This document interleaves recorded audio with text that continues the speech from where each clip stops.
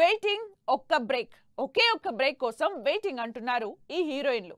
Star హీరోల పక్కన సినిమాలు చేస్తున్నా, వరుసగా స్క్రీన్ మీద కనిపిస్తున్నా ఎందుకో బ్రేక్ మాత్రం రావడం లేదు. అందుకే కెరీర్ లో ఓ సాలిడ్ బ్రేక్ ఇవ్వమంటూ ఆడియన్స్ ని కోరుకుంటున్నారు. మరి ప్రార్థనలు ఈ మధ్య కాలంలో ఫలించే ఛాన్స్ ఉందా?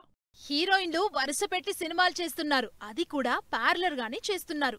కానీ సరైన ఇమేజ్, క్రేజ్, బ్రేక్ మాత్రం రావడం లేదు. ఇప్పుడు రిలీజ్ అయ్యే సినిమాలైనా కెరీర్ కి టర్నింగ్ పాయింట్ అవుతాయని వెయిట్ చేస్తున్నారు. జాన్వీ కపూర్ అయితే ఇటు సౌత్ అటు నార్త్ సినిమాలు చేస్తున్నా కెరీర్ కి కావాల్సిన బ్రేక్ మాత్రం ఇంకా రాలేదు. ఇప్పటికే 10 సినిమాలు కంప్లీట్ చేసినా సాలిడ్ సక్సెస్ మాత్రం కొట్టలా.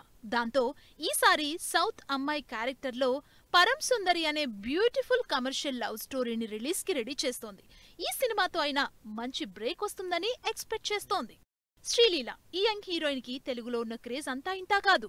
ఇదే క్రేజ్ తో మిగిలిన సౌత్ లాంగ్వేజెస్ తో పాటు నార్త్ లో కూడా అవకాశాలు దక్కించుకుంటోంది.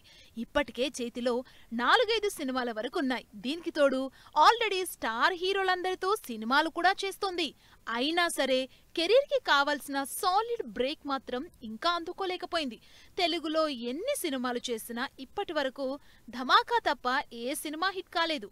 దాంతో ఈ నెలాఖరికి రిలీజ్ అయ్యే మాస్ జాతర, త్వరలో రిలీజ్ అయ్యే ఉస్తాద్, బాలీవుడ్ లో రిలీజ్ అయ్యే ఆషికీ 3 వీటిలో గ్యారంటీగా బ్రేక్ ఇస్తాయని వెయిట్ చేస్తోంది.